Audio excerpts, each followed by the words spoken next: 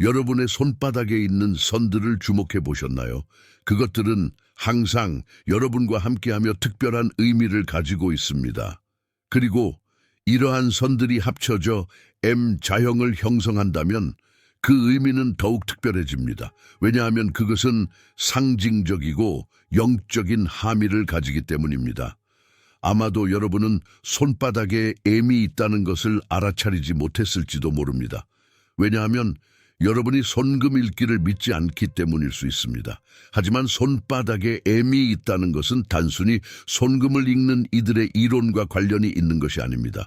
그렇다면 손바닥에 M을 가지고 있다는 것은 실제로 무엇을 의미할까요? 우리는 이번 이야기에서 그것을 살펴볼 것입니다.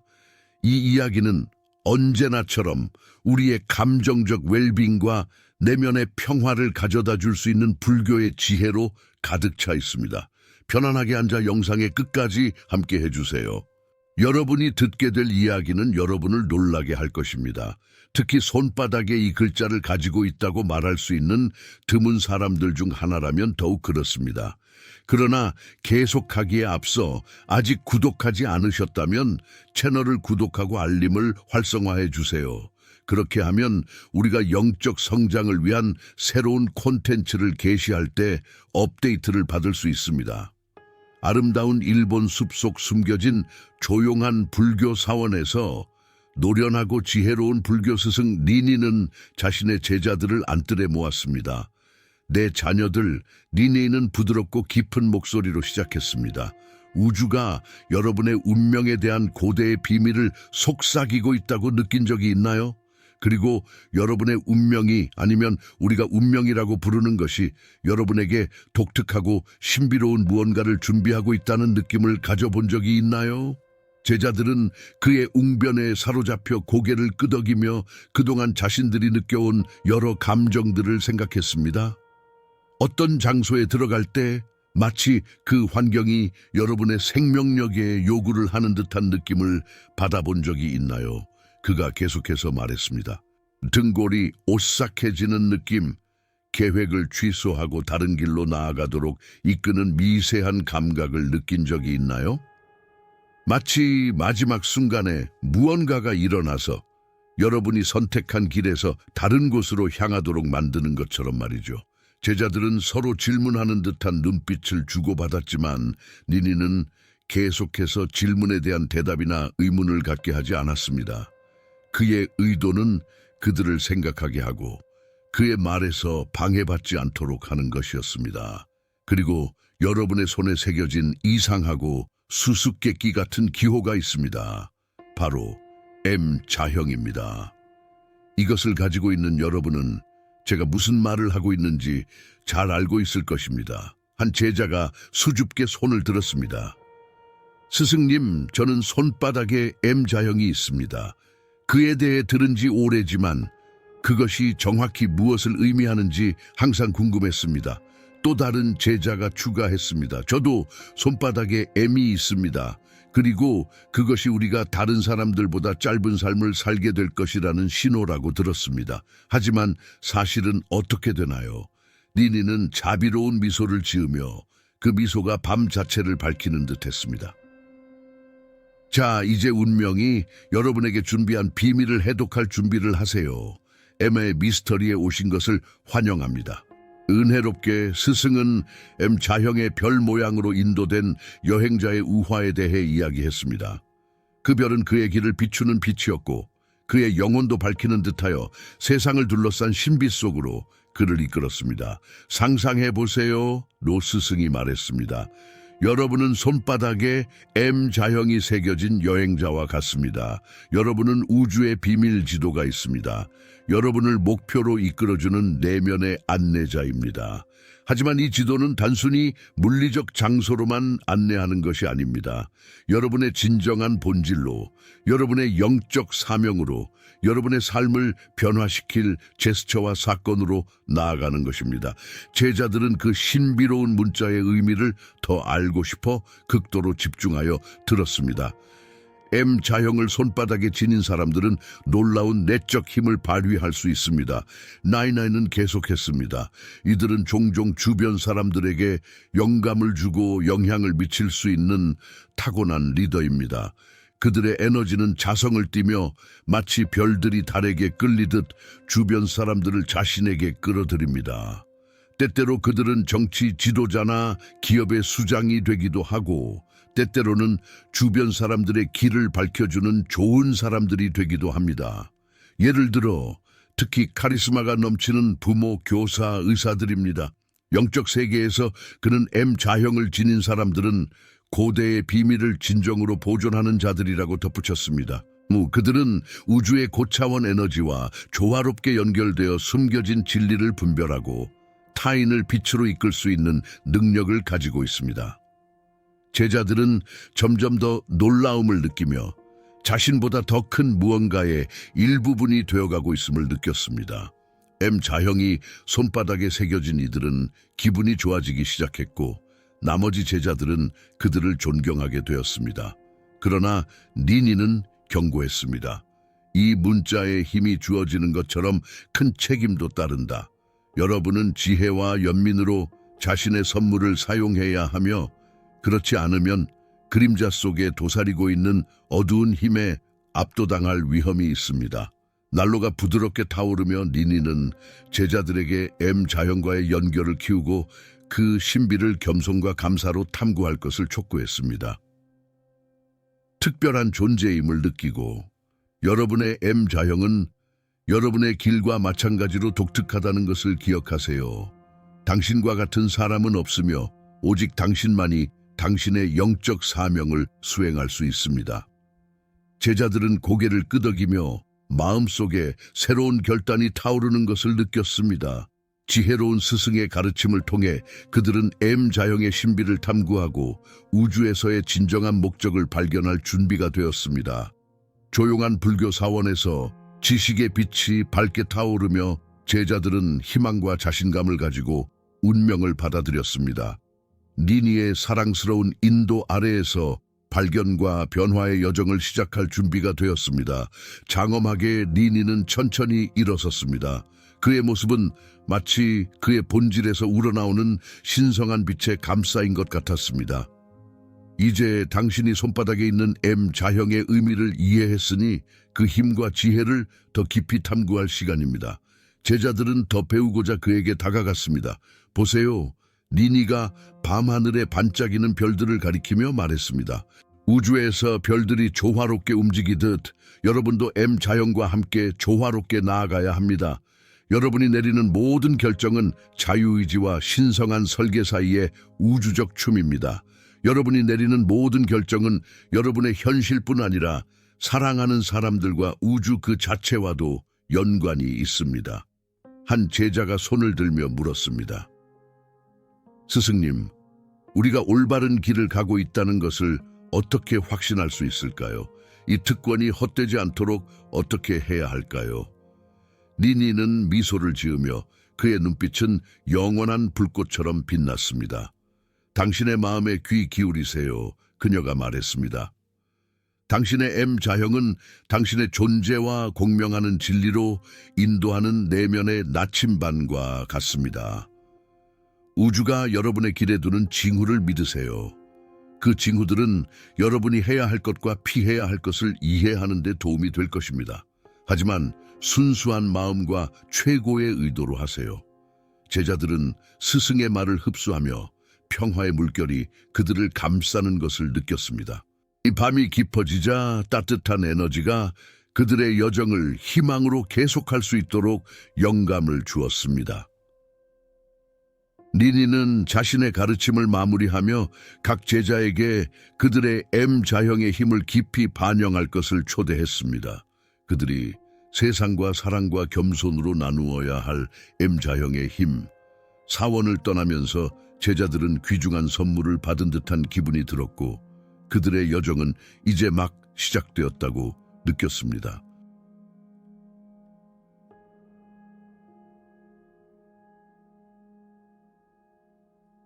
당신은 집의 구석에 굵은 소금을 넣는 관습에 대해 들어본 적이 있나요?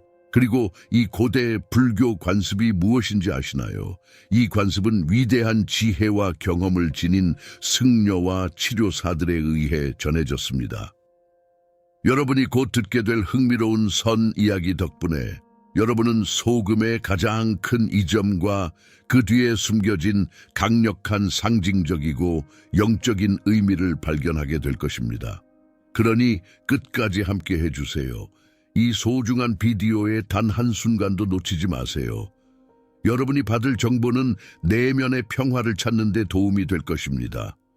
일본의 산속에 숨겨진 조용한 불교 사원에서 지혜로운 늙은 스님 코시는 그의 헌신적인 제자들에게 깊은 지혜의 이야기를 들려주었습니다. 사랑하는 제자들아, 겉보기에는 간단해 보일 수 있지만 불교의 지혜에 뿌리를 두고 있는 깊은 의미와 상징적 영적 함의가 있는 고대의 관습이 있다. 스님은 계속해서 집의 구석에 굵은 소금을 두는 것은 사소한 제스처처럼 보일 수 있지만 여러분이 그것을 할 때 어떤 일이 일어나는지 주목해야 합니다. 그것은 변화의 씨앗을 심고 그것이 어떻게 꽃피는지를 지켜보는 것과 같습니다. 한 젊은 스님이 회의적으로 눈썹을 올렸습니다. 나는 이 관습을 의심해왔습니다. 그가 인정했습니다. 하지만 지금은 내가 이걸 해보면 어떻게 될지 궁금합니다. 여러분은 소금이 수세기 동안 가치 있게 여겨졌다는 것을 알아야 합니다. 소금은 단순한 향신료 이상의 것이며 금처럼 거래되었고 많은 사람들은 그것이 마법의 성질을 가지고 있다고 믿었습니다. 그렇다면 왜 집의 구석에 소금을 넣는 것인가요? 또 다른 젊은 수녀가 질문했습니다. 소금은 단순히 음식을 맛있게 만드는 것과 관련이 없습니다. 히로시는 대답했습니다. 소금은 훨씬 더 깊은 역사적 배경이 있습니다. 그래서 스님은 고대 문화와 문명을 가로지르는 이야기를 시작했습니다. 고대 이집트의 파라오들부터 간디의 인도, 노르망디의 지역에서 바바리아에 이르기까지, 유대교에서 불교에 이르기까지 그는 소금이 어떻게 보호부적이자 흔들리지 않는 생명의 상징, 정화와 조화의 수단으로 여겨졌는지 설명했습니다. 히로시가 말했습니다. 소금은 눈에 보이는 것 이상입니다. 그것은 우리와 우주를 연결하는 다리이며 자연과 우리 자신과의 관계를 여는 열쇠입니다. 제자들은 지혜로운 스님의 말을 흡수하며 집의 구석에 소금을 두는 것과 같은 단순한 제스처 뒤에 숨겨진 깊이를 반영했습니다. 그들은 이제 가장 작은 행동도 지혜와 인식과 깊이 연결되어 있을 때 중요한 변화를 가져올 수 있다는 것을 이해하기 시작했습니다. 모든 관습에는 시작이 있습니다. 그는 시작했습니다. 소금을 정화와 변형의 도구로 사용하는 관습은 과거에 뿌리를 두고 있으며 스님, 지혜자 및 평범한 사람들의 이야기와 얽혀 있습니다. 제자들은 히로시가 밝힐 비밀을 알기 위해 열망하며 다가갔습니다. 불교 전통에서 그는 차분한 목소리로 계속했습니다. 소금은 부정적인 에너지를 쫓아내고 차지하는 공간을 정화할 수 있는 보호 부적입니다. 한 젊은 수녀가 손을 들며 더 알고 싶어 했습니다. 그렇다면 이 관습은 어떻게 시작되었나요? 그녀는 호기심을 갖고 질문했습니다. 히로시는 미소를 지으며 질문을 받아들였습니다. 옛날에는 구석이 정체된 에너지가 쌓일 수 있는 곳이라고 믿어졌습니다. 그로 인해 집의 환경이 불균형해졌습니다. 소금을 이러한 지점에 두면 부정적인 영향을 쫓아내는 에너지 장벽이 형성되었습니다. 제자들의 눈은 흥미로움으로 빛났고 히로시는 그의 이야기를 계속했습니다. 예를 들어 일본에서는 소금이 신도 정화 의식에 사용되어 영적인 불순물을 제거하고 악령으로부터 보호합니다. 이 관습은 세월이 흐르면서 진화해왔지만 그 깊은 의미는 여전히 변하지 않았습니다. 오늘날에도 많은 노인들이 이 관습을 지키며 자손에게 전해줍니다. 히로시가 말할 때 제자들은 고대의 신념, 미신, 전통적인 지혜의 세계로 옮겨졌습니다. 그들은 집의 구석에 소금을 두는 단순한 제스처가 우주와의 보호와 조화의 행동이라는 것을 이해하기 시작했습니다. 하지만 이 요소의 힘은 보호에만 국한되지 않습니다. 히로시는 계속했습니다. 소금은 또한 정체된 에너지를 긍정적인 것으로 변화시키고 개인의 성장과 정서적 웰빙을 촉진하는 환경을 만드는 능력이 있습니다. 제자들은 지혜로운 스님의 말씀에 매료되어 주에 깊게 들었습니다. 그들에게 소금을 정화와 변형의 도구로 사용하는 개념은 점점 더 명확하고 의미 있게 다가왔습니다. 이제 히로시가 불 앞에서 조용히 말했습니다. 여러분의 집 환경을 정화하고 조화시키기 위해 소금을 사용하는 간단하면서도 강력한 방법을 보여드리겠습니다. 기대감에 가득 차 제자들은 더욱 가까이 모였습니다. 그들은 소금이 평범한 것이지만 그 힘이 깊고 변형적이라는 것을 알고 있었습니다. 히로시는 그들을 고대의 관습을 통해 인도할 준비가 되어 있었습니다. 우선 나이 많은 스님은 계속했습니다. 우리 일상에서 소금의 역할과 우리를 둘러싼 에너지와의 연결을 이해해야 합니다. 소금은 오랜 세월 동안 귀중하게 여겨졌습니다. 히로시는 계속해서 말했습니다. 그것은 요리적 가치뿐만 아니라 물리적, 상징적 속성으로도 귀중한 존재입니다. 소금은 신의 선물로 여겨졌으며 정화와 어두운 세력으로부터의 보호의 상징이었습니다. 그가 말하는 동안 그는 전 세계에서 모은 다양한 소금을 소개했습니다. 날것의 바닷소금부터 핑크 히말라야, 소금 결정까지 각 유형의 소금은 고유한 진동을 가지고 있다고 설명했습니다. 소금을 올바르게 사용하는 법을 배우는 것은 이 다양성과 그것이 우리 환경과 내적 에너지에 미치는 영향을 인식하는 것입니다. 제자들은 다양한 유형의 소금을 호기심 어린 눈으로 바라보며 그들이 식사에 추가하는 간단한 맛 이상의 잠재적 의미를 깨달았습니다. 하지만 우리는 우리의 삶에서 소금의 힘을 어떻게 최대한 활용할 수 있을까요? 한 스님이 열망하며 질문했습니다.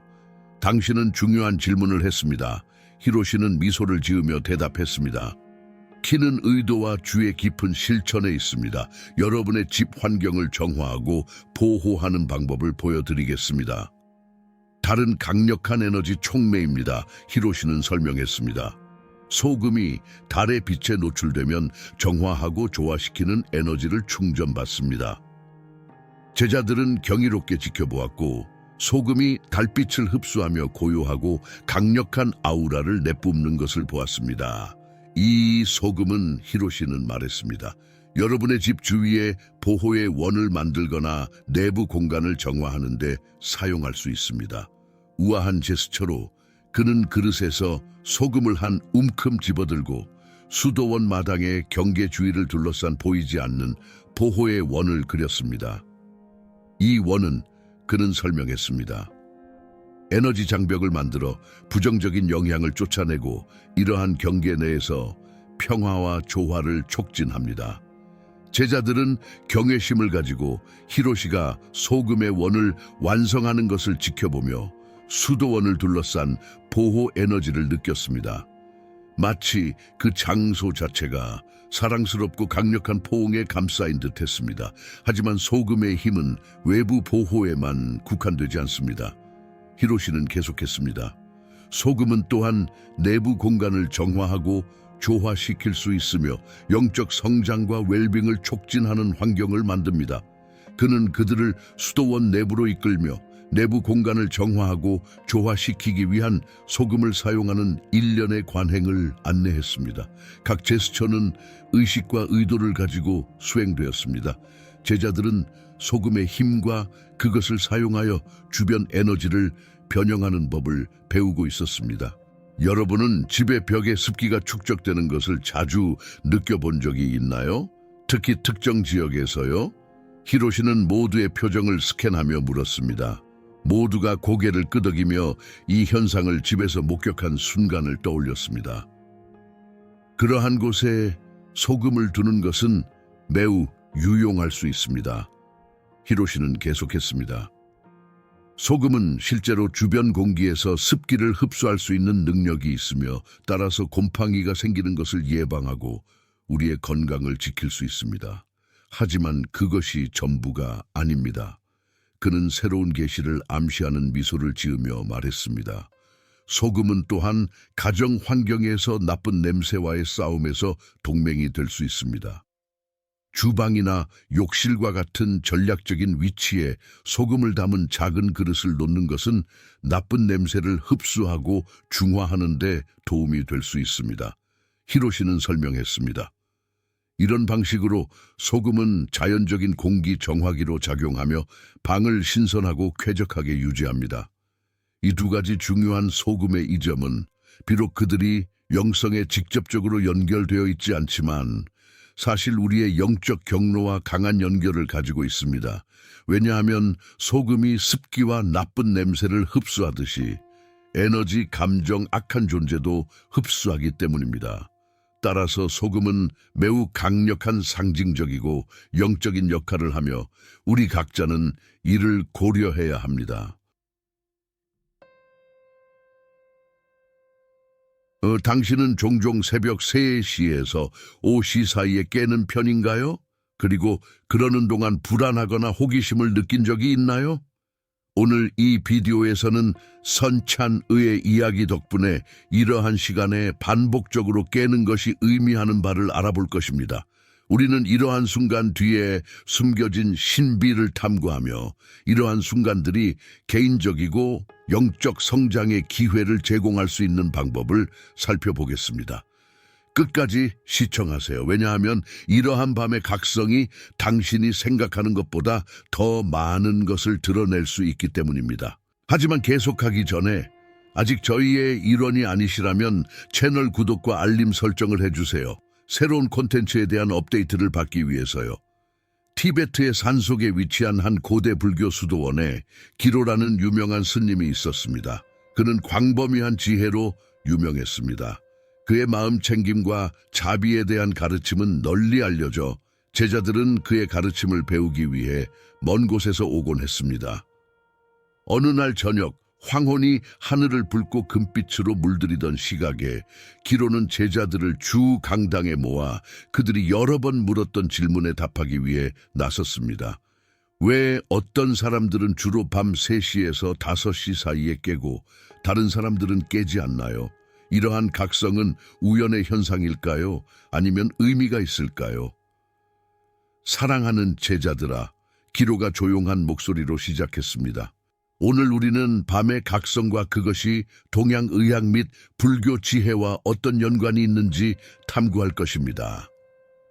기로는 계속해서 각 각성 시간이 몸의 에너지 경락과 연결되어 있으며 이러한 각성들이 우리에게 어떤 영향을 미치는지 설명했습니다.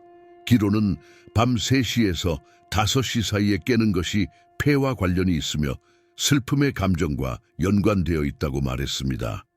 이것은 깊은 감정적 상처를 다루고 치유해야 할 필요성을 나타낼 수 있습니다. 기로는 그들의 에너지가 자유롭게 흐를 수 있도록 하는 것이 중요하다고 강조했습니다. 제자들은 기로의 말씀을 경청하며 고개를 끄덕였고 그들의 경험에 기로의 말을 적용하려고 했습니다. 스님, 우리는 불교의 지혜에 비추어 이러한 각성을 어떻게 해석해야 하나요? 기로는 미소 지으며 제자들의 깊은 호기심을 알아차렸습니다. 불교에서는 그가 대답했습니다. 매일의 모든 순간이 마음 챙김과 자비를 실천할 수 있는 기회입니다. 이러한 각성은 우리의 마음과 감정을 탐구할 수 있는 독특한 창을 제공합니다. 이때는 낮 동안의 방해 없이 자신을 돌아볼 수 있습니다. 기로는 고대 불교 스승들의 이야기를 나누며 그들이 명상과 성찰을 통해 밤의 각성을 어떻게 인식하고 인간의 마음과 영혼에 대한 이해를 심화시켰는지를 설명했습니다. 부처님은 밤에 깨는 것을 더 큰 마음 챙김과 자비를 기르는 초대장으로 볼 수 있다고 가르쳤습니다. 이것은 비판 없이 우리의 경험을 포용할 수 있는 순간입니다. 그러므로 내면의 지혜가 나타나 우리를 영적 길로 인도할 수 있습니다. 제자들은 스승의 깊은 가르침에 감사하며 동양의학과 불교의 지혜 사이의 깊은 연결에 영감을 받았습니다. 기억하세요. 기로가 덧붙였습니다. 모든 각성은 성장하고 배우며 우리 내면의 가장 깊은 부분과 연결될 수 있는 기회입니다. 이러한 순간에 감사하세요. 왜냐하면 그것들은 영적 실현을 향한 소중한 선물입니다. 이제는 각성이 삶의 어떤 분야에 영향을 미치는지를 좀 더 자세히 살펴보겠습니다. 스트레스와 불안이 쌓여 하루 동안 경험한 것이 새벽 3시에서 5시 사이에 깨는 형태로 나타날 수 있습니다. 이 시간 동안 인체는 자연스럽게 스트레스 호르몬인 코르티솔의 급증을 방출하는 경향이 있습니다. 만약 이러한 수치가 이미 높다면 당신은 아마도 밤중에 깨는 경험을 할 것입니다. 이 경우 명상, 깊은 호흡, 근육, 이완과 같은 연습이 스트레스를 줄이고 더 깊은 수면을 촉진할 수 있습니다.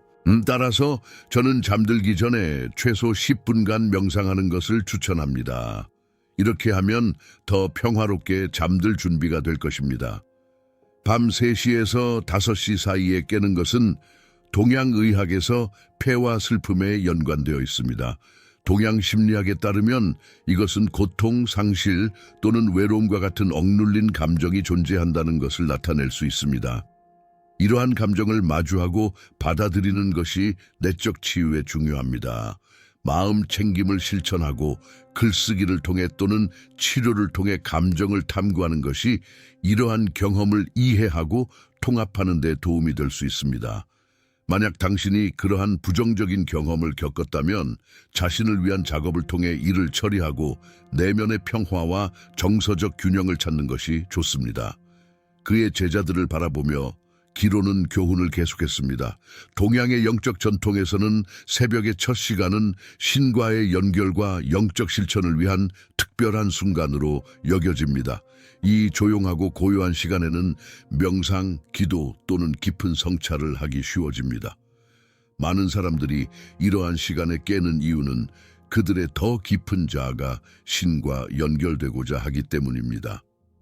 하지만 많은 실천자들은 특히 새벽 3시에서 5시 사이에 깨는 것이 더 큰 존재와 영적 의식을 경험할 수 있는 기회로 간주합니다. 이것은 새로운 통찰력과 영적 실현으로 나아가는 문을 여는 것이죠. 이러한 각성은 또한 내부의 변화와 개인적 성장의 과정의 신호로 해석될 수 있습니다. 이 시간 동안 잠재의식이 더 활발하게 움직이면서 억압된 감정, 생각, 그리고 숨겨진 욕망을 표면으로 드러낼 수 있습니다. 이때는 자신의 정신을 깊이 탐구하고 더 진정하고 의미 있는 삶을 살기 위해 필요한 변화를 식별하는 기회가 됩니다. 그러나 때로는 이러한 각성이 신체적 장애로 인해 발생할 수 있습니다. 예를 들어 위식도 역류, 불면증, 또는 수면 무호흡증 같은 문제들이 수면을 방해하고 이러한 시간에 자주 깨게 만들 수 있습니다. 동양의학에서는 이러한 조건들을 위한 여러 치료법을 제안하지만 그러한 문제가 의심된다면 의사와 상담하여 이러한 신체적 장애의 근본 원인을 이해하는 것이 좋습니다. 마지막으로 이러한 각성을 경험하는 것은 영적 성장의 중요한 일환이라는 것을 잊지 마세요. 기로의 가르침은 우리가 스스로를 돌아보고 내면의 목소리를 듣는 데 필요한 도구를 제공하였습니다. 그러므로 만약 당신이 다음에 새벽에 깨게 된다면 그 시간에 무엇이 나를 깨웠는지, 내게 무엇을 가르치고자 하는지 스스로에게 물어보세요. 이 질문들은 당신의 영적 여정을 더욱 깊고 의미 있게 만드는 열쇠가 될 것입니다.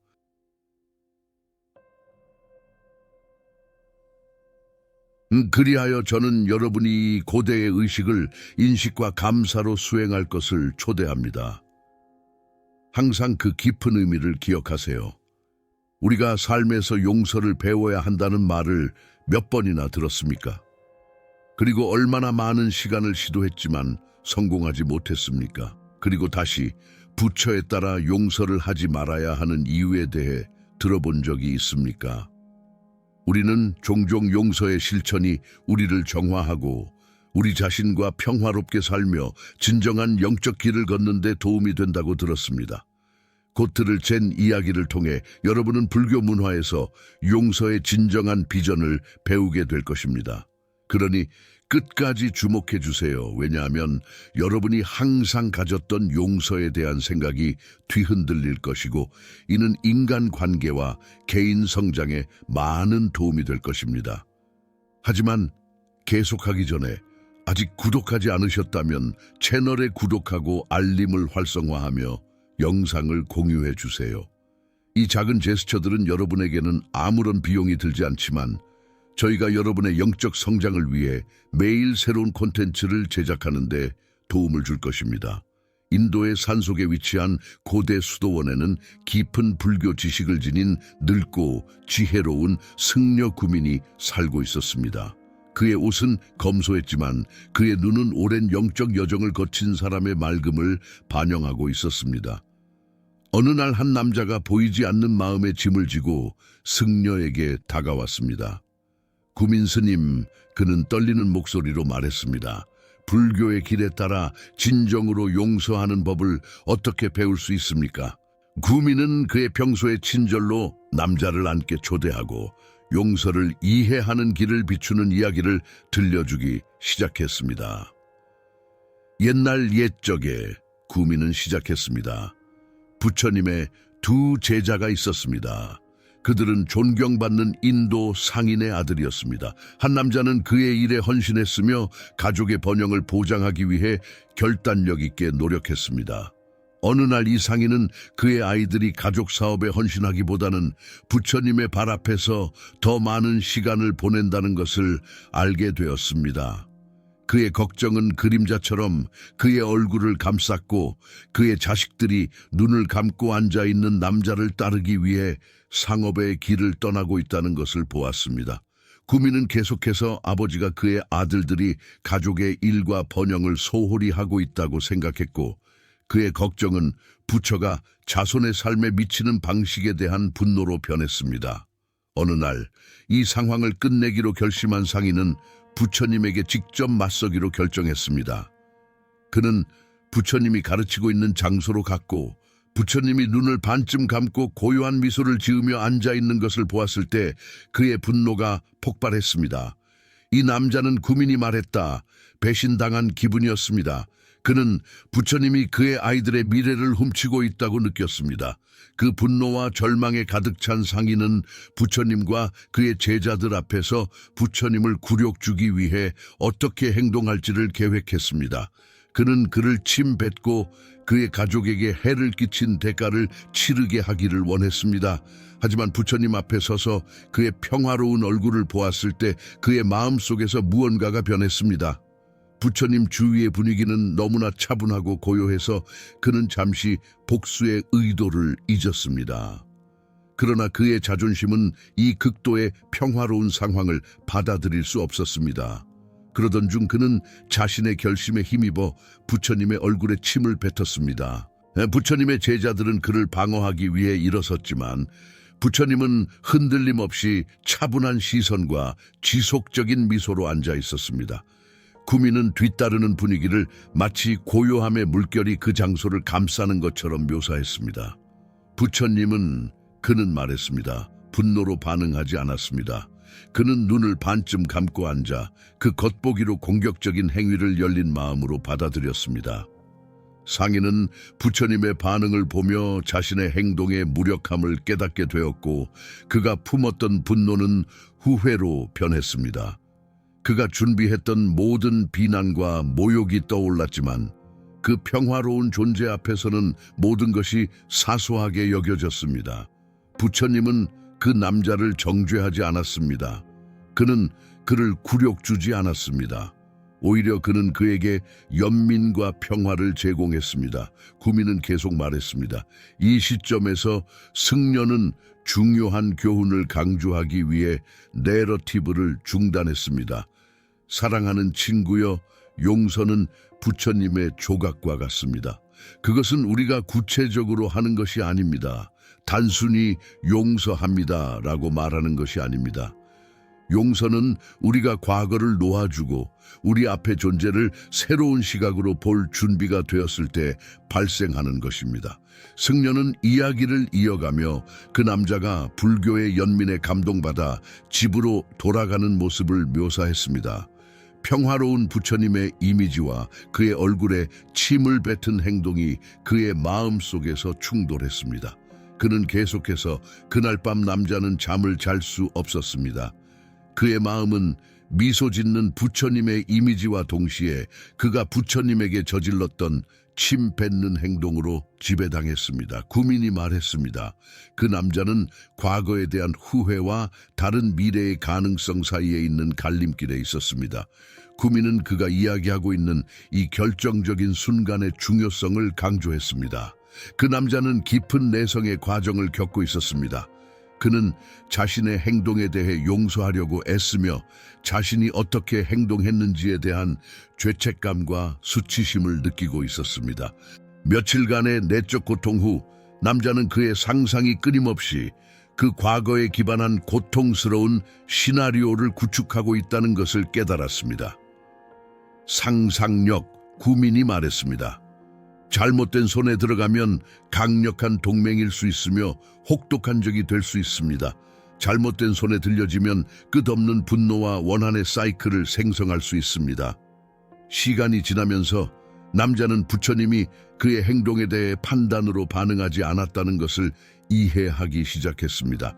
그래서 그는 점차 복수에 대한 생각을 포기하고 진정으로 용서를 요청하기 시작했습니다. 어느 날 그는 다시 부처님의 발 앞에 돌아왔습니다. 구민이 말했습니다. 더 이상 분노가 아니라 진정한 회한으로 용서해 주세요.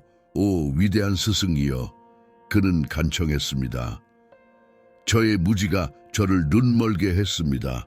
저는 제 삶과 가족의 번영에만 집중하고 있었습니다. 부처님은 반쯤 열린 눈과 평화로운 미소로 그의 말을 들었습니다. 남자가 용서를 요청했을 때 부처님은 고개를 저었습니다. 나는 너를 용서할 수 없다. 그가 친절하게 말했습니다. 왜냐하면 용서할 것이 없기 때문입니다. 당신은 나에게 아무 잘못을 하지 않았습니다. 남자는 놀라서 부처님께 그가 왜 자신을 용서하지 않으려고 하는지 물었습니다. 구민은 부처님이 그 남자의 행동을 판단하지 않고 그의 행동을 받아들였기 때문에 그에게 용서할 것이 없다고 설명했습니다. 부처님은 과거와 현재를 넘어 그 개인의 순수한 본질을 느끼고 있었습니다. 구민은 이 용서의 거부가 남자에게 귀중한 교훈을 가르쳤다고 말했습니다. 용서는 다른 사람에게 대한 자비의 행위일 뿐만 아니라 우리 자신을 위한 내부적 해방의 과정이라는 것입니다. 부처님은 구민이 계속했습니다. 용서하는 것은 다른 사람과 자신에게 대한 자비의 행위를 수행하는 것입니다. 부처님의 지혜에 깊이 감동받은 남자는 용서의 의미를 깊이 되새기기 시작했습니다. 그리고 용서가 주거나 받을 수 있는 것이 아니라 오히려 내부적 해방의 경험이라는 생각은 그에게 큰 충격을 주었습니다. 이야기는 부처님의 영적 실천에 영감을 받은 상인이 자기 용서의 길을 걷기로 결정하면서 계속되었습니다. 시간이 흐르면서 그는 그를 괴롭혔던 죄책감과 수치심을 놓아주는 법을 배웠습니다. 명상 실천은 그가 과거의 기억이나 미래에 대한 걱정에 지배받지 않고 각 순간을 관찰하는 법을 배운 피난처가 되었습니다. 사랑하는 친구여, 구민은 말했습니다. 듣고 있는 남자를 향해 용서는 단지 다른 사람에게 우리가 하는 제스처가 아니라 우리 자신을 향한 친절의 행위입니다. 각 순간을 새로운 눈으로 바라보는 법을 배울 때 아픈 기억을 극복하고 우리의 고통을 놓아줄 수 있습니다. 이야기는 영적 실천의 영감을 받아 결국 상인이 과거의 상처를 치유하고 부처님께 감사의 인사를 전하러 간 것으로 계속되었습니다. 부처님은 그의 자비로운 미소로 그를 기쁘게 맞아주었습니다. 구민은 용서는 다른 사람에 대한 용서와 자기 자신에 대한 용서 모두 복잡하고 심오한 과정이라고 이야기를 마무리했습니다. 그의 영적 여정에서 용서는 우리를 더 높은 의식과 연민의 차원으로 안내합니다. 용서는 우리가 자신과 타인에게 제공할 수 있는 선물입니다. 우리는 과거의 사슬에서 벗어나 밝은 미래를 여는 것입니다. 하지만 이 이야기의 도덕은 무엇이며 우리에게 무엇을 가르칩니까? 부처님의 관점에서 나타나는 도덕은 명확합니다. 용서는 단순한 행위가 아닙니다. 자체로 끝나는 것이 아닙니다. 우리가 주거나 받을 수 있는 것이 아닙니다. 오히려 자비의 선물로서 우리 자신과 타인에게 확장될 수 있습니다. 이 접근 방식에서 용서는 실수를 저지른 이들이 자신의 행동의 정도를 이해하도록 돕는 수단이 됩니다. 우리가 용서를 제공하는 방식으로 표현된 연민과 친절은 사실상 그리고 간접적으로 실수를 저지른 이들의 눈을 열 수 있는 도구가 됩니다. 이들은 그들을 더 깊은 인식으로 이끌어 줄 것입니다. 왜냐하면 누군가에게 악한 행동을 저지르는 사람은 실제로 자신에게 저지르는 것이기 때문입니다. 카르마는 그에게 반사되어 효과를 미칠 것입니다. 그래서 결국 그는 스스로를 용서해야 할 것입니다. 기억하세요. 용서는 단순한 개인의 해방이 아닙니다. 타인을 변형시킬 수 있는 과정입니다. 우리가 이야기한 종류의 용서를 열어가는 것은 인식과 성장을 촉진하는 방법입니다. 이것은 이해와 평온의 미래로 가는 다리를 만드는 것입니다. 모든 질병을 치유할 수 있는 방법이 있을까요? 아니면 우리 마음이 몸을 치유할 수 있는 방법이 있을까요? 자연을 바라보면 그것이 존재한다는 것을 알 수 있습니다. 야생 동물을 생각해 보십시오. 수의사 없이 스스로 치유하는 방법을 찾아내는 동물들 말입니다. 이 비디오에서는 코의 스승의 이야기 덕분에 어떻게 마음의 힘으로 모든 질병을 치유할 수 있는지 알아보겠습니다. 그러므로 당신의 개인적인 성장과 자기 치유 여정을 위한 근본적인 아이디어를 손에 쥐기 위해 끝까지 시청하시기를 추천합니다. 고대 수도원의 중심에서 향이 공중에서 춤추고 빛이 오래된 창문을 통해 스며드는 곳에서 고대의 지혜로운 스승인 코가 자기 치유의 예술에 대한 강의를 시작하려 하고 있었습니다. 그의 깊은 지혜를 배우기 위해 온 수많은 사람들이 그의 입장과 함께 조용히 듣기 위해 준비했습니다. 정말로 한 사람이 자신의 병을 치유할 수 있는지 궁금합니다. 코가 힘찬 목소리로 시작했습니다. 공기가 진동하는 것처럼 느껴졌고 모두가 이 중요한 질문에 대한 답을 기다리고 있었습니다. 만약 가능하다면 병원은 문을 닫고 의사들은 일자리를 잃게 될 것입니다. 이 질문에 대한 답을 하기 위해 코는 한 젊은 여성의 이야기를 소개했습니다. 그녀의 이름은 하나였고 약한 건강을 가지고 있었지만 용감한 마음을 가진 사람이었습니다. 몇 달 전 하나는 그와 이야기하기 위해 수도원에 왔습니다. 자신의 병을 치유할 수 있다고 확신합니까? 코가 하나를 바라보며 물었습니다. 그 뒤따르는 침묵은 마치 천둥의 포효 앞에 잠깐의 정적처럼 보였습니다. 자신을 믿는 것이 열쇠입니다. 스승이 계속 말했습니다. 어떤 사람들은 그들의 몸이 치유할 수 있다고 믿지 않아서 약이나 의사에게 의존하지 않고 스스로를 치료하는 법을 배우지 않습니다. 모두가 그의 말에 매료된 채 하나의 자기 치유를 향한 여정을 묘사하는 매혹적인 장면을 그려냈습니다. 첫 번째 단계는 당신의 몸의 신호를 이해하는 것입니다. 당신은 민감해져야 합니다. 당신의 감각의 멜로디를 듣고 자신에 대한 인식을 가져야 합니다. 명상은 당신을 이 자각으로 이끌어줄 길입니다.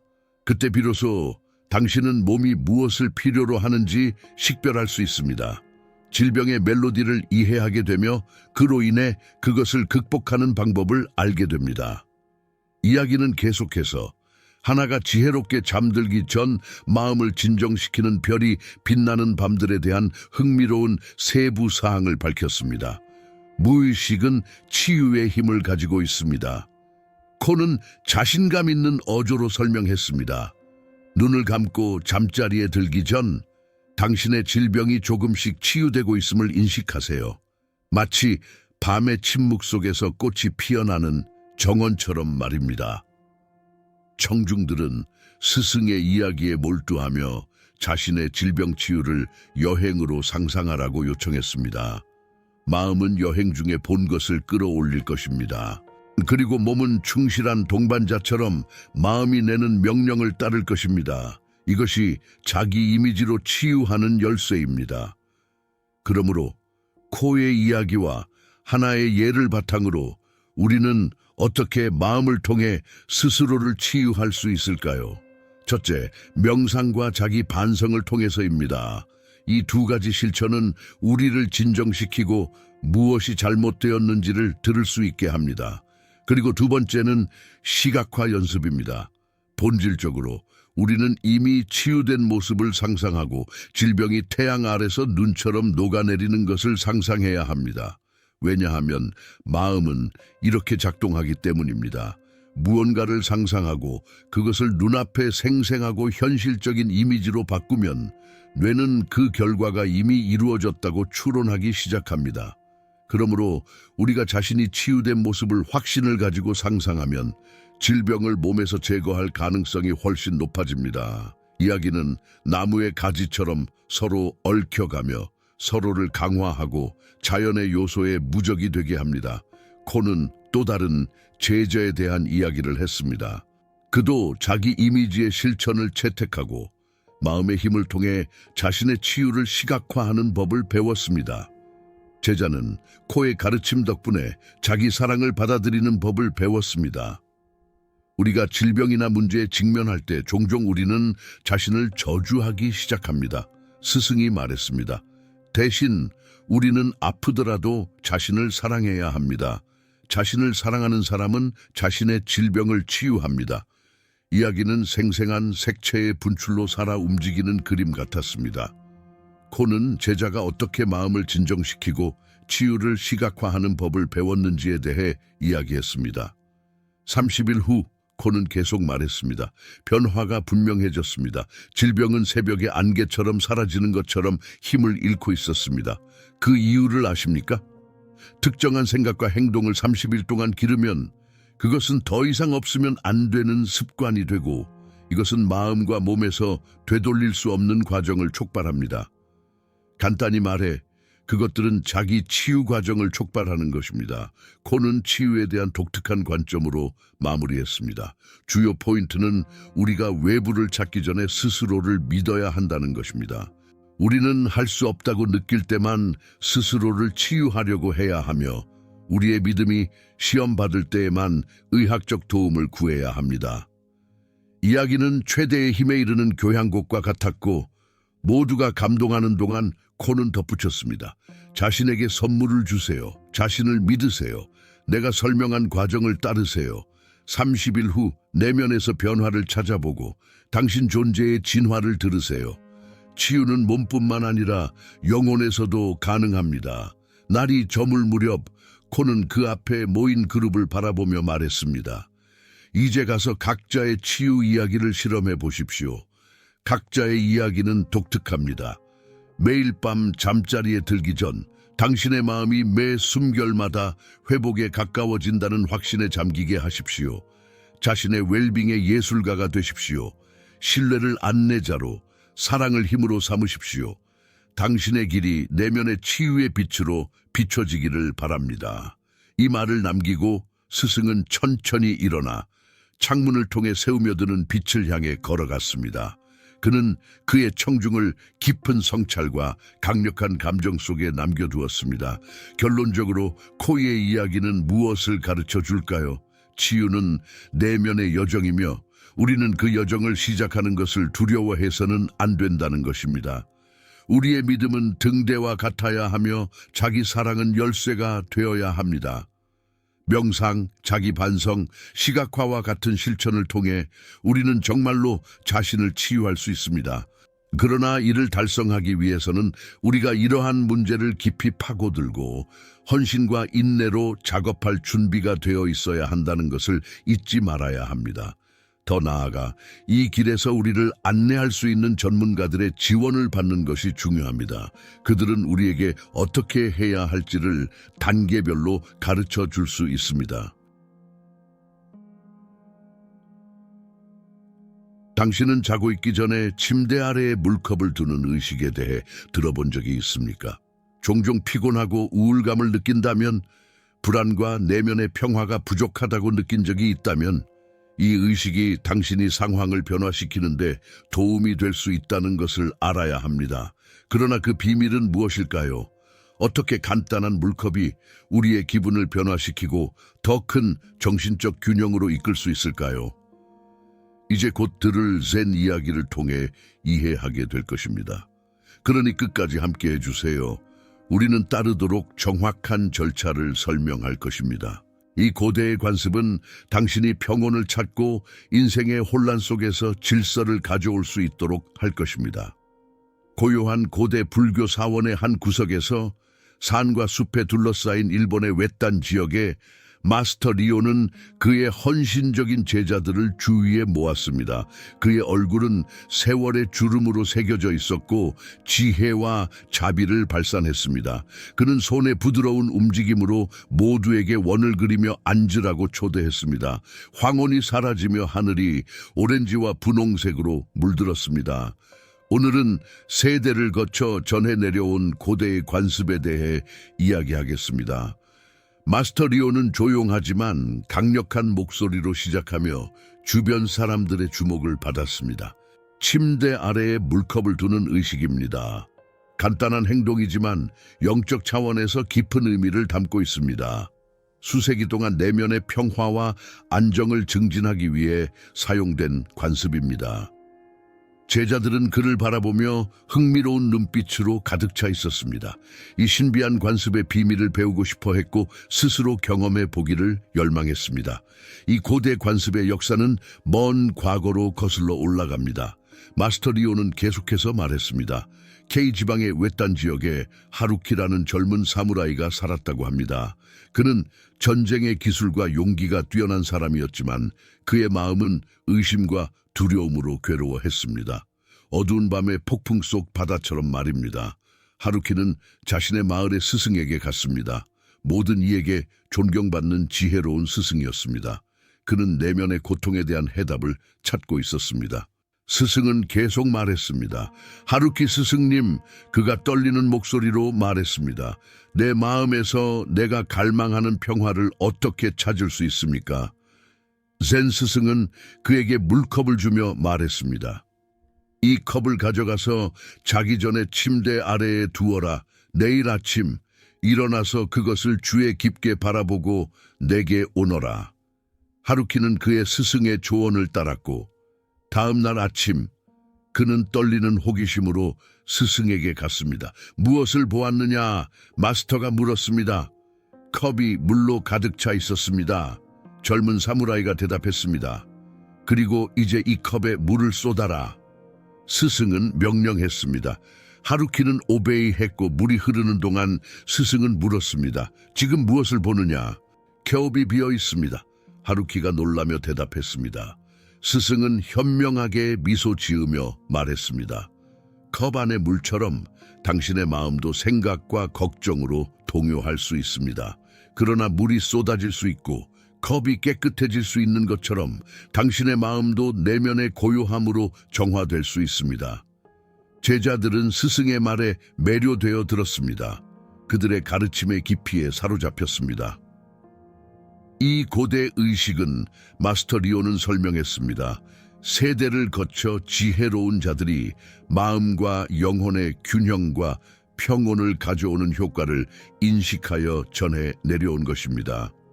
밤새 자는 동안 침대 아래에 물컵이 놓여 있으면 부정적인 에너지를 흡수할 수 있다고 합니다.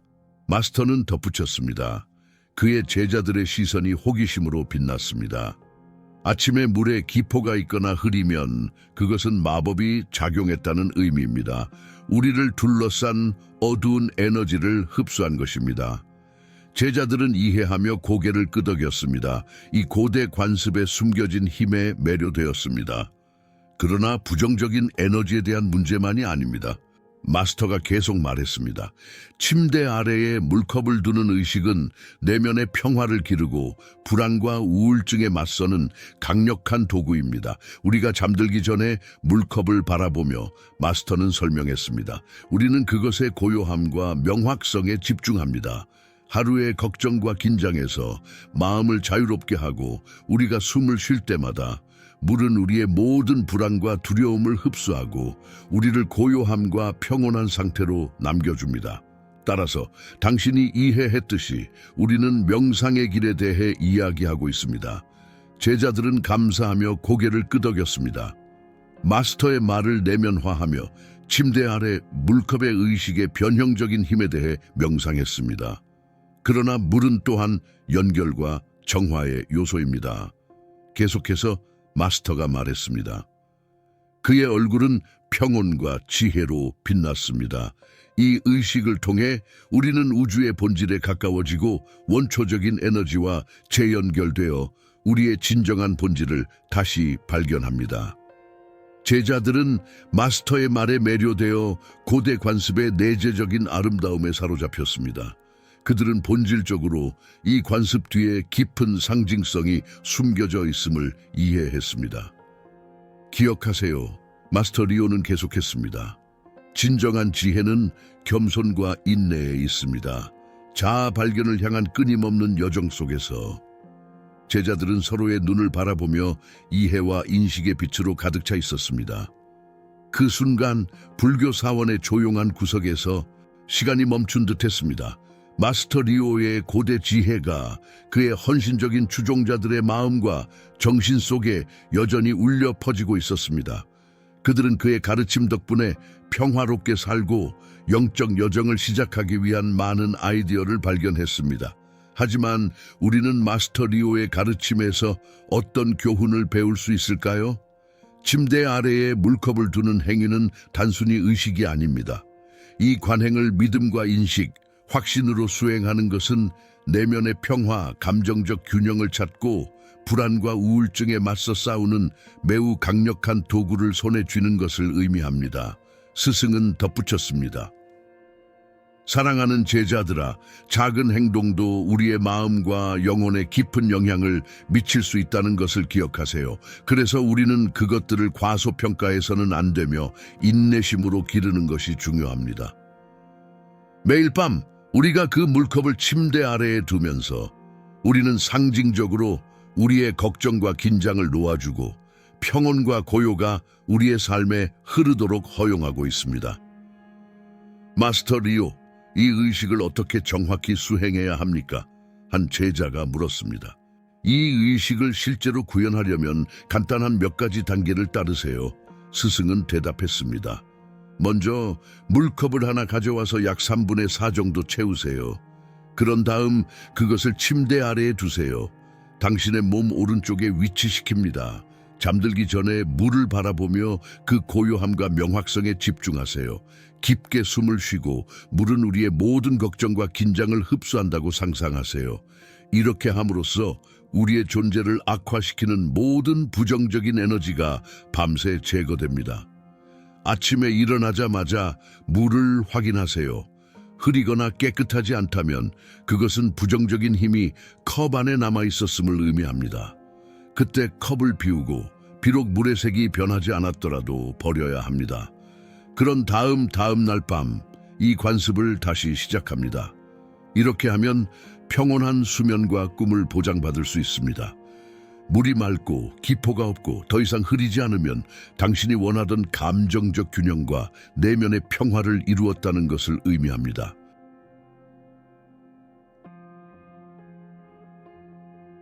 여러분은 숫자 888과 그 영적 의미에 대해 들어본 적이 있습니까? 많은 사람들에게 이 숫자는 행운과 번영의 포털로 여겨지는 천사의 숫자입니다. 모든 종교와 상관없이 이 숫자는 우리 각자 안에 있는 신성과의 연결과 관련이 있다는 것을 알 수 있습니다. 누군가는 888을 종이에 적고 베개 아래 두면 삶이 변화할 수 있다고 말합니다. 실제로 이것이 풍요, 평온, 내면의 평화를 끌어올릴 수 있다고 믿어집니다. 그렇다면 그 진실은 무엇일까요? 편안히 앉고 이 비디오의 끝까지 함께 해주세요. 이 젠 이야기의 끝에서 여러분은 이 매혹적인 신비에 대한 답을 찾게 될 것이며 숫자 888의 힘을 배우고 그것을 사용하여 원하는 것을 자신의 삶으로 끌어오는 방법을 알게 될 것입니다. 해가 지평선 아래로 느리게 가라앉으면서 하늘을 불타는 색으로 물들이고 늙고 지혜로운 수도사 카이도가 제자들에게 특별한 가르침을 나누려고 하고 있었습니다. 그들은 그의 주위에 모여 멘토의 말을 듣기 위해 조마조마한 마음으로 기다리고 있었습니다. 카이도는 고대 이야기를 들려주기 시작했는데 이는 마음을 열고 각자의 심장에 깊은 자취를 남길 수 있는 이야기였습니다. 시간의 중간에서 수도사는 우주의 깊은 곳에서 신비로운 숫자 888이 나타났다고 말했습니다. 그 이후로 이 숫자의 에너지는 창조에 새우며들어 풍요와 균형을 가져옵니다. 삶을 뒷받침하는 강물처럼요. 이 숫자는 밝은 미래, 기쁨과 성취로 가득 찬 미래의 약속을 담고 있습니다. 수도사는 조심스럽게 작은 하얀 종이를 집어들고 정밀하고 섬세한 동작으로 황금색 잉크로 숫자 888을 그렸습니다. 그의 서예는 계곡 아래로 흐르는 산의 폭포처럼 부드럽고 유려했습니다. 이 상징은 그들의 마음에 흔적을 남기는 것처럼 보였습니다. 이 상징은 조상들의 힘을 담고 있습니다. 라고 그는 부드러운 목소리로 설명했습니다. 이 숫자는 마치 자석이 철을 끌어당기듯이 긍정적인 것들을 당신의 삶으로 끌어당길 수 있습니다. 이 숫자를 행운을 가져다주는 부적처럼 생각해 보세요. 하늘과 지구를 연결하는 달이 놀라움의 세계로 이끌어주는 포털입니다. 제자들은 조용히 듣고 스승의 말에 매료되어 그들의 눈은 호기심과 희망으로 빛났습니다. 888은 단순한 숫자가 아닙니다. 카이도는 계속해서 그의 목소리에 지혜가 넘치도록 말했습니다. 이 숫자는 우주의 무한한 잠재력을 여는 열쇠입니다. 우리가 특정 메시지를 올바르게 해석할 수 있다면 각자 내면에 있는 무한한 잠재력에 접근할 수 있습니다. 이 숫자는 영감에 고갈되지 않는 원천이며 내면의 힘을 나타냅니다. 제자 중 한 명인 모는 이 숫자가 어떻게 번영과 내면의 평화를 가져올 수 있는지를 묻습니다. 스님은 넉넉한 미소를 지으며 모두를 바라보았습니다. 여러분은 흰 종이에 숫자 888을 황금색 또는 빨간색 잉크로 적어야 합니다. 이 상징은 번영과 행운을 상징합니다. 그 종이는 잠자기 전에 베개 아래 두어야 합니다. 숨겨진 보물이 드러나기를 기다리는 것처럼요. 잠자는 동안 카이도는 확고한 목소리로 속삭였습니다. 여러분의 마음은 태양 속 꽃처럼 열릴 것이고 888의 에너지가 여러분을 통해 흐를 것입니다. 여러분의 영혼을 정화하고 우주로부터 새로운 선물을 받을 준비를 하게 될 것입니다. 마치 가뭄의 땅에 내리는 축복의 비처럼요. 꿈은 예언으로 변하고 직관은 천재의 섬광으로, 동시성은 여러분을 가장 높은 운명으로 인도하는 보이지 않는 길잡이가 될 것입니다. 제자들은 고개를 끄덕이며 희망으로 가득한 마음으로 888이 적힌 종이를 손에 쥐고 방으로 향했습니다. 카이도가 말한 의식은 그들에게 깊은 감명을 주었고 그들은 전적으로 믿음과 신뢰를 가지고 그 의식을 수행하기를 기대했습니다. 조용한 밤, 제자들은 고요한 밤새 들리는 새들의 노래와 나무잎의 바스락거림에 잠겨 방으로 돌아갔습니다. 숫자 888이 적힌 종이는 소중한 부적처럼 그들의 베개 아래에 놓여 있었고 미세하고 활기찬 에너지를 발산하고 있었습니다. 그날 밤 매우 이상한 일이 일어났습니다. 모두가 각자 다른 꿈을 꾸었고 그 꿈은 생생하고 화려하며 해석해야 할 상징과 신비로운 메시지로 가득 차 있었습니다. 아침에 깨어나자 제자들은 마치 시원한 바람이 그들의 마음에 구름을 쓸어낸 듯 변화된 느낌을 받았습니다. 새로운 에너지와 깊은 내면의 평화가 그들의 존재를 감싸며 긍정의 물결처럼 세우며 들었습니다. 다음 며칠 동안 놀라운 사건들이 그들의 삶에 나타나기 시작했습니다. 새로운 기회가 그들의 문을 두드렸고 마치 새벽에 피어나는 꽃처럼 그들의 길을 밝혔습니다. 예상치 못한 만남이 밤의 등대처럼 그들의 길을 비추며 소중한 꿈을 실현하는 데 이끌었습니다. 제자들은 이러한 사건과 변화를 경탄하며 카이도에게 가서 그에게 감사하고 888에 대해 더 알고 싶어 했습니다. 지혜로운 스님은 자애로운 미소로 그들을 불러 모아 빛나는 모닥불 주위에 앉게 했습니다. 888은 천사의 숫자입니다. 라고 K가 설명했습니다. 이 숫자는 우리의 영적 수호자들이 보낸 메시지이며 희망, 사랑 및 보호로 우리의 삶을 채워주는 소중한 선물입니다. 밤의 등대처럼 이 숫자는 우리를 더 높은 운명으로 안내하며 그 길을 황금빛으로 비춥니다. 불교에서 8은 8 정도를 나타내며 이는 깨달음으로 가는 길입니다.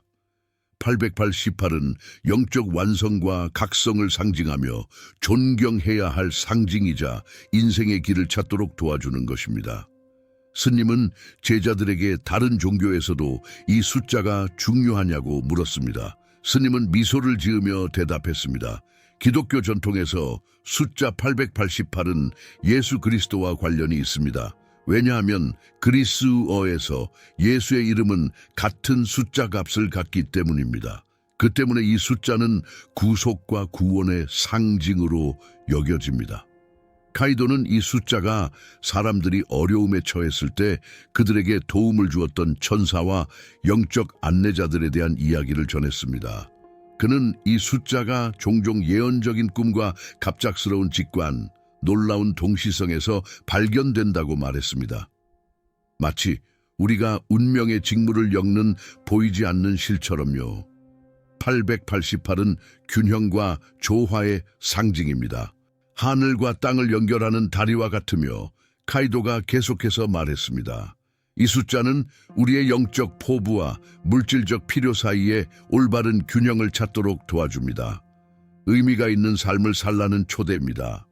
외부의 번영이 내면의 성장과 함께하는 삶을 말이죠. 제자들은 카이도의 말에 귀 기울이며 그들 안에서 불꽃이 피어나는 것을 느꼈습니다. 그들은 숫자 888이 단순한 행운의 부적이 아니라 그들의 무한한 잠재력의 상징이라는 것을 이해하게 되었습니다. 행복하고 성취감 있는 삶의 열쇠는 자신의 직관을 신뢰하고 자신과 우주와 조화롭게 살아가는 것이라는 것을 다시 한번 느꼈습니다. 멘토 카이도는 그들을 자랑스럽게 바라보며 다음과 같은 메시지로 작별 인사를 했습니다. 이제 여러분은 세상의 빛을 전파할 준비가 되었습니다. 여러분의 지혜를 사용하여 다른 이들을 돕고 더 나은 세상을 만드는 데 기여하세요.